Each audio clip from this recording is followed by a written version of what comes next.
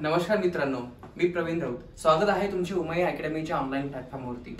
आज आपण चालू घडामोडी ही जी काही सिरीज आहे ती आजपासून चालू करतोय. आता याच्या मागे जो उद्देश आहे तो खूप क्लिअर आहे. तुम्हाला माहिती असेल की चालू घडामोडी हे खूप मोठी समस्या आहे स्पर्धा परीक्षेमध्ये. त्याचं कारण काय? ते सर्वात महत्त्वाचं कारण काय तर आपण न्यूजपेपर डेली वाचत नाही. आणि दुसरी गोष्ट म्हणजे जेव्हा आपली एक्झाम जवळ होते त्यावेळेस आपण खूप सारे मॅगझिन्स वाचतो. त्यामुळे जो काही एसेन्स असतो करंट अफेअर्सचा तो तुम्हाला कळत नाही. आणि विशेष करून कोणत्या न्यूज वाचायला हव्यात, कोणत्या न्यूज सोडायला हव्यात याचं काही भान राहत नाही.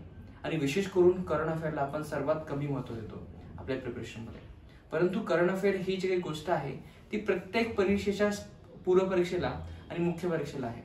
आणि तुम्हाला एक गोष्ट सर्वात महत्त्वाची माहीत असेल की चालू घडामोडी हा जो काही टॉपिक आहे मुलं प्रिपेअर करत नाही. आणि इव्हन याला सारखंच महत्त्व आहे. ज्या प्रकारे जॉग्राफी असेल, पॉलिटी असेल, इकॉनॉमी असेल, सायन्स असेल, तर त्या सेम पद्धतीचं वेटेज हे चालू घडामोडीला आहे.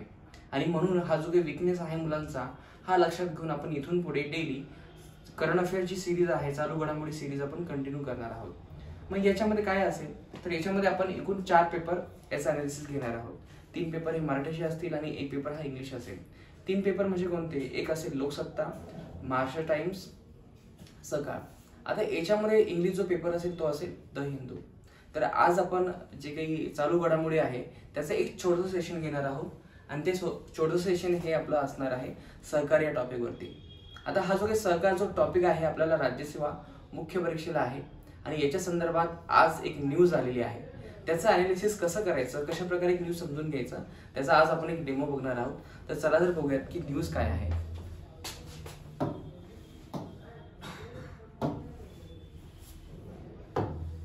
जी न्यूज आहे या न्यूज मध्ये तुम्हाला असं दिसलेलं आहे की व्यंकट मेहता या संस्थेमध्ये पहिलं विद्यापीठ स्थापन होणार आहे. पहिलं विद्यापीठ लक्षात घ्या. याच्या आधी आपल्याला 2018 मध्ये आपण जे क्रीडा विद्यापीठ स्थापन केलं होतं मणिपूरमध्ये इम्फाळ या ठिकाणी, याच्यावरती सुद्धा आपल्याला प्रश्न आला होता. आणि कदाचित यावर्षी आपल्याला प्रश्न येण्याची शक्यता जास्त आहे. त्याचं कारण आहे कारण की हे जे काही सहकार विद्यापीठ आहे ते आपल्या महाराष्ट्रामध्ये स्थापन होणार आहे. आणि जे काही सहकार जी मुवमेंट आहे त्याला एक वेगळ्या प्रकारचं वळण या घडामोडीमुळे होणार आहे. आता जी काही सहकार मुवमेंट आहे ते आपल्याला समजून घेणं खूप गरजेची आहे. त्याचं कारण काय? कारण की स्वातंत्र्यपूर्व काळामध्ये याची सुरुवात झालेली आहे. 1904 मध्ये ब्रिटिश गव्हर्नमेंटने याच्या संदर्भात कायदा बनवला. जी काही सहकार चळवळ आहे ती फक्त भारतामध्ये महत्वाची नव्हती तर पूर्ण जगामध्ये महत्वाची होती. तुम्हाला माहित असेल की इंग्लंडमध्ये औद्योगिक क्रांतीची सुरुवात झाली. आणि औद्योगिक क्रांती सुरुवात होत असताना त्यांनी त्यांच्या फायनान्शियल इकॉनॉमीमध्ये सहकार हा विषय एक नवीन पद्धतीचा ऍड केला. आणि आपण सुद्धा त्यांचा वसाहत असल्यामुळे त्यांनी हा जो काही सहकार नावाचा जो विषय आहे तो भारतामध्ये सुद्धा इंट्रोड्यूस केला.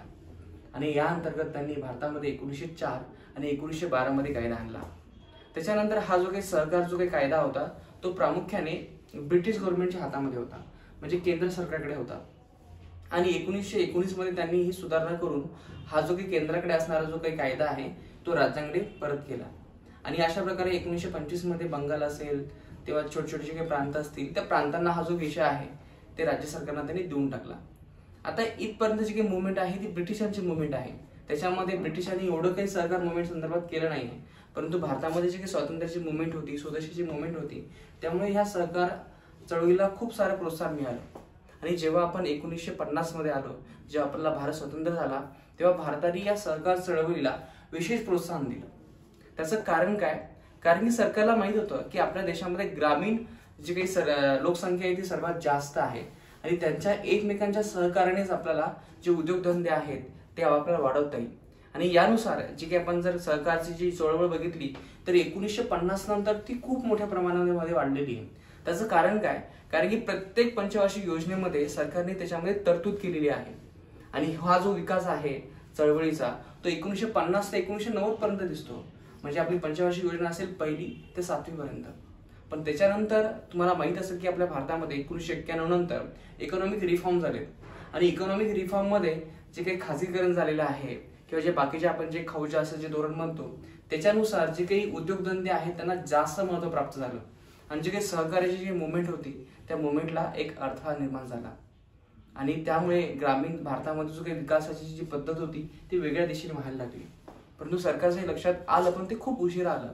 त्याच्यानंतर सरकारने 2002 मध्ये कायदा केला. एवढंच नाही तर 2011 मध्ये या सहकार चळवळीला विशेष पद्धतीने यांनी घटनात्मक तरतूद देण्यासाठी 97 नंबरची घटना दुरुस्ती केली. तर हे जे काही आहे सहकार चळवळीचं जे काही बेसिक आहे हे तुम्हाला समजून घेणं गरजेचं आहे. तर आपण बघूया एक्झॅक्टली ही जी काही सहकार मुवमेंट्स आहे याची सुरुवात कशी झालेली आहे ते तुम्हाला माहितच आहे. आता जे काही वेमनीकॉम नावाची एक संस्था आहे. आता वेमनीकॉम काय आहे तर त्याच्या आधी आपल्याला थोडंसं बेसिक मध्ये जायचं आहे. आपल्या भारतामध्ये जे काही सहकार संस्था आहे यांना प्रशिक्षण देण्याचं काम, यांच्या संदर्भात शिक्षण देण्याचं काम एक संस्था करते. त्या संस्थेचं नाव आहे राष्ट्रीय सहकार प्रशिक्षण परिषद. आता ही परिषद पूर्ण देशामध्ये असणाऱ्या सहकारासंदर्भात रेग्युलेशन्स करते आणि कोणाच्या अंतर्गत होती आतापर्यंत ऍग्रीकल्चर मिनिस्ट्री.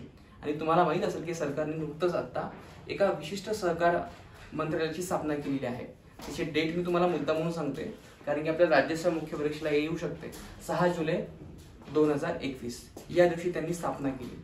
आता त्याच्या आधी आपण लक्षात घेऊया जे काही सहकार मंत्रालयाची स्थापना झालेली आहे आणि त्याच्यानंतर जे काही सहकार विद्यापीठ आहे हे तुम्हाला समजून घ्यायचं आहे. आणि जे काही सहकार विद्यापीठ जे स्थापन होणार आहे ते जे आहे तो वेमनीकॉमला होणार आहे. वेमनीकॉम म्हणजे काय असेल त्याचा एक शॉर्टकट मी तुम्हाला इंग्लिश मध्ये सांगितला. मराठीमध्ये त्याचा अर्थ असा हा होतो वेंकुट मेहता सहकारी व्यवस्थापन संस्था. तर इथे ही स्थापना होणार आहे आणि ही जी काही संस्था आहे ती पुण्यामध्ये आहे. मला माहित असेल की पुणे युनिव्हर्सिटीच्या एक्झॅक्टली बाजूच जी गेट असेल ना ती ही एक संस्था आहे. तर एक्झॅक्टली या घटनेसंदर्भात काय झालं, निर्मला सीतारामन यांनी स्टार्टिंगला बजेटमध्ये याची घोषणा केली होती परंतु कोणत्याही प्रकारची फायनान्शियल तरतूद दिली नव्हती. परंतु या फर्स्ट टाइम या बजेटमध्ये 2022-23च्या बजेटमध्ये निर्मला सीतारामन यांनी याच्यावरती पैसे दिलेले आहेत. तुम्हाला माहित असेल की वेमनीकॉम जी काही संस्था आहे ती आधी परिषदेच्या अंतर्गत येत होती आणि परिषदेच्या अंतर्गत येत असल्यामुळे या संस्थेला कोणत्याही प्रकारचे स्वातंत्र्य नव्हते किंवा स्वायत्ता नव्हती. परंतु आता या संस्थेला स्वायत्ता देण्यात आलेली आणि सांगितलेले की तुम्ही आता इथून पुढे विद्यापीठ स्टार्ट करा.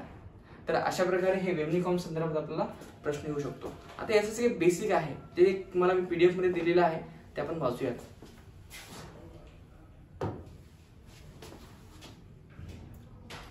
देशातील पहिले सहकार विद्यापीठ. त्याचे काही पहिलं सहकार विद्यापीठ आहे हे तुम्हाला माहिती आहे वेमनीकॉम म्हणजे पुणे वेंकुट मेहता इथे स्थापन होणार आहे. आणि ही जी काही वेमनीकॉम ही जी काही संस्था आहे ही राष्ट्रीय पातळीवरील सहकार प्रशिक्षण संस्था आहे. आता या संस्थेला आपण स्वतंत्र दर्जा दिलेला आहे ते नोट डाऊन करून घ्या. आणि याच्यामध्ये आपल्याला हे लक्षात घ्यायचे की पुणे येथे आहे. हे आपल्याला करंट अफेअरला प्रश्न येऊ शकतो. जे ऑलरेडी मी तुम्हाला याच्यामध्ये बेसिक डिस्कस केलेला आहे. 1904-1912 कायद्यानुसार स्थापन झालेला आहे. हा विषय केंद्र सरकारकडे होता त्याच्यानंतर तो प्रांताकडे हस्तांतरित झाला हे सुद्धा आपण बघितलंय. त्याच्यानंतर जे काही चळवळ आहे जो विकास कालखंड आहे ते खूप महत्वाचा आहे. 1950 ते 1990 याच्यामध्ये खूप सारा विकास झाला परंतु त्याच्यानंतर जे काही आर्थिक धोरण आहे त्याच्यानंतर हा विकास होऊ शकला नाही आणि खूप मोठं आव्हान निर्माण झालं त्याच्यानंतर.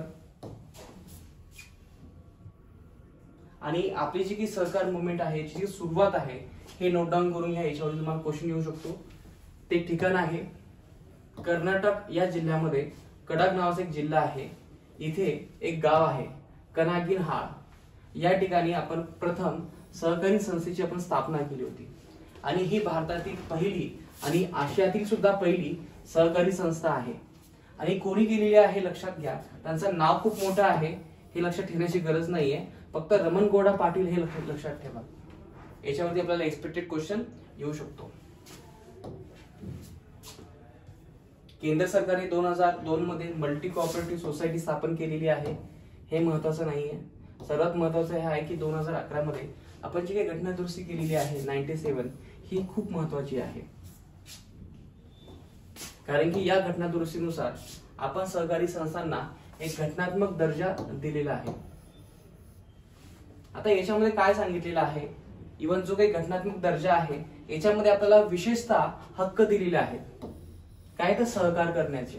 त्यामुळे तुम्हाला जे आर्टिकल्स असेल 19(1) हे लक्षात घ्या. आणि याच्यामध्ये आपण घटना दुरुस्ती केलेली आहे.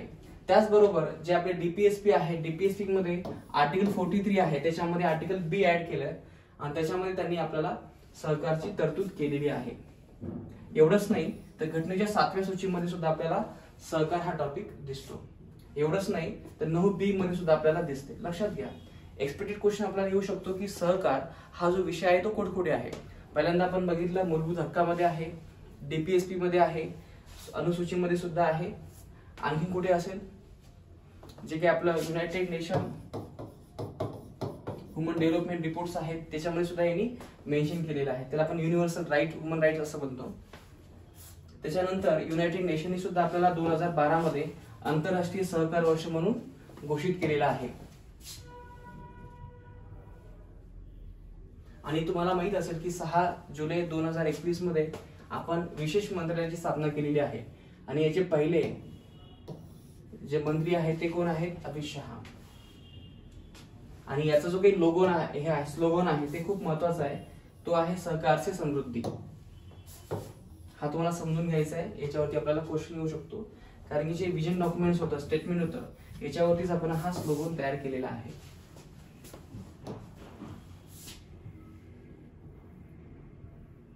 आणि तुम्हाला माहितीच असेल की सध्या याच्यावरती वाद चालू आहे, केंद्र सरकार आणि राज्य सरकार.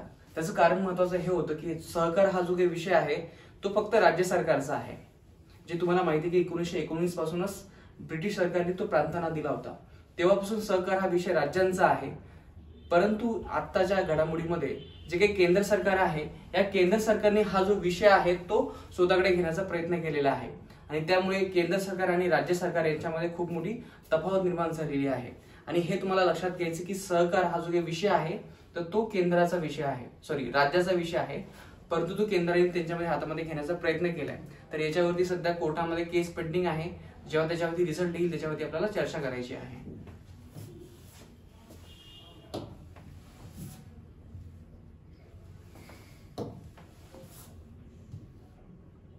आता महाराष्ट्रामध्ये जे काही सहकार चळवळ आहे त्याचे जनक जे आहे ते आहे विठ्ठलराव विखे पाटील. आणि तुम्हाला माहिती आहे की याची जी सुरुवात आहे ती प्रवरानगर मध्ये झालेली आहे. आणि म्हणूनच प्रवरानगरला सहकाराची पंढरी असं म्हटलं जातं.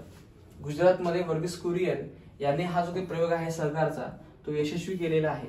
आणि सर्वात महत्वाचं म्हणजे हे लक्षात घ्या, आधुनिक सहकार चळवळीचे जे जनक आहे ते कोण आहेत, रॉबर्ट ओवे. याच्यावरती आपल्याला एक्सपेक्टेड क्वेश्चन आहे.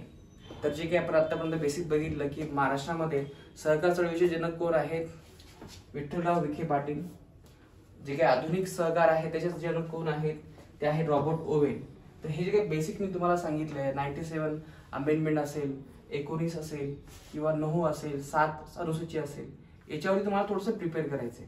कारण की यावर्षी तुम्हाला मे बी प्रिलिमसाठी किंवा मग राज्याच्या मुख्य परीक्षेला अपेक्षित आहे. तर धन्यवाद.